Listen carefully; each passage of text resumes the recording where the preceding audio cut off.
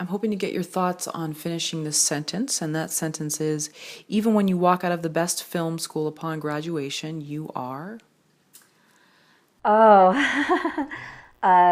you're just another person with a dream.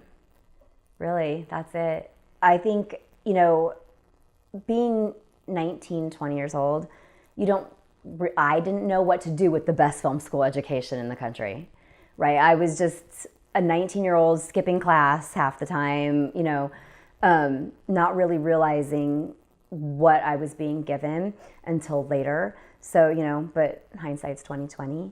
So, but you come out of film school, it's still about you. It's still about what you're going to make of that education. Because all the education in the world and understanding how to write a screenplay does nothing for you if you're not willing to sit down and put the work in.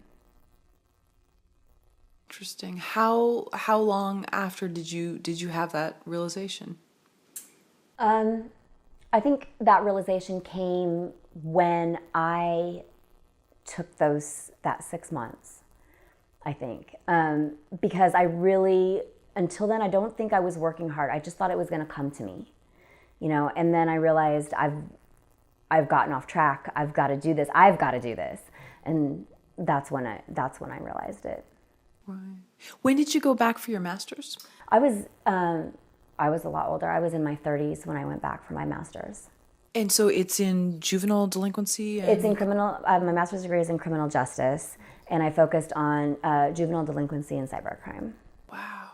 I was just curious what prompted that, because that's a fascinating area to study. I've always been interested in it. And then I think because I was just writing so many crime dramas and crime thrillers that at one point I thought, how can I be a better crime writer? Because that's really what I am.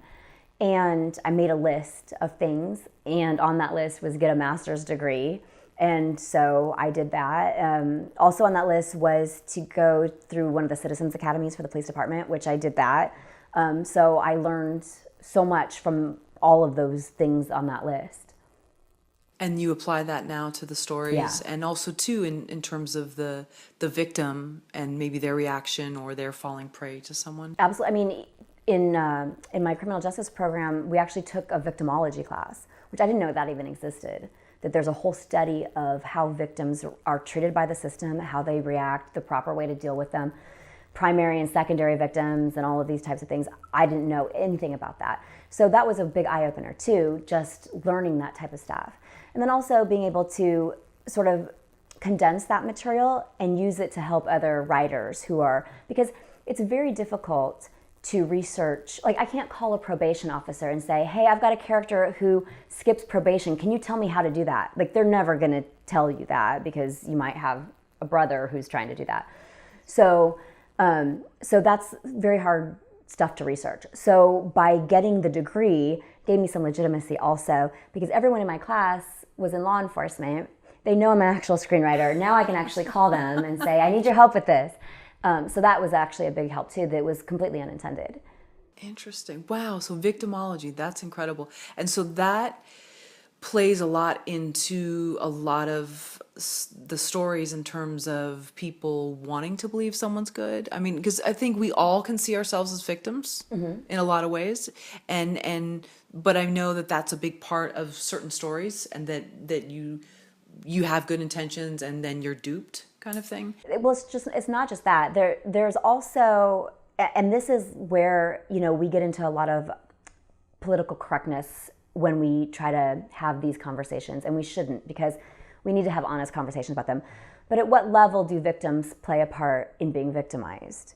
There are certain people who will never be victimized, and there are certain people who are victimized over and over and over.